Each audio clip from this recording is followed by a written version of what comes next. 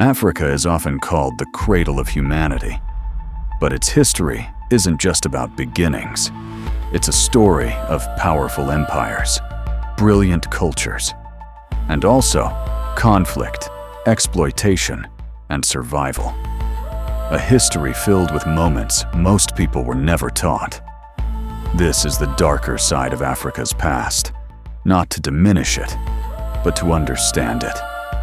Long before colonial powers ever stepped foot on African soil, Africa was already home to advanced civilizations.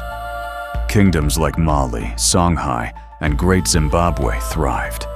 Trade routes stretched across the Sahara. Gold, salt, and knowledge flowed between regions. Cities grew. Systems of leadership developed. But even in this period of growth, there were struggles. Wars between kingdoms, power battles, territorial expansion. Because like every part of the world, Africa was not free from conflict. Then came one of the darkest chapters in human history: the transatlantic slave trade. Millions of Africans were captured, sold, and transported across oceans. Families were separated, communities were destroyed. But the story is complex. European traders created massive demand, and in some cases, local rulers and intermediaries participated, trading people for goods, power, or survival. It's uncomfortable, but history rarely fits into simple narratives. What matters is the scale of devastation. Entire regions were destabilized, generations were lost, and the effects didn't end when the trade did. Then came another wave: the colonization of Africa. European powers divided the continent, not based on cultures or people, but on maps. Resources were extracted, borders were drawn, control was enforced. Imagine strangers arriving, drawing lines across your home, and telling you where you now belong. Communities that once lived together were separated. Others were forced into the same borders, despite deep differences. This created tensions that would last for generations. But Africa's story is not just one of suffering, it's also one of resistance.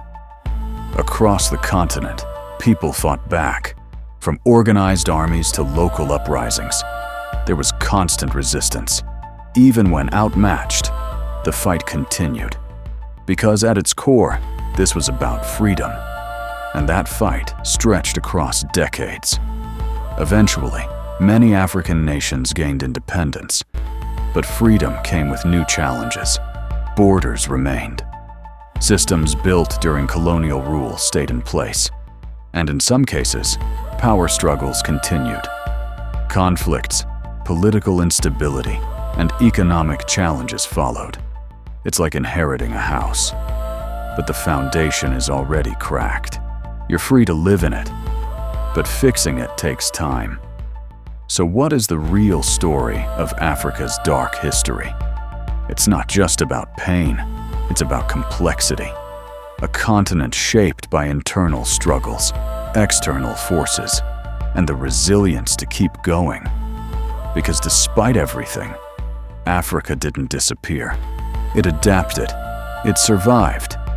And maybe that's the most important part of this story. Not just what happened, but what endured.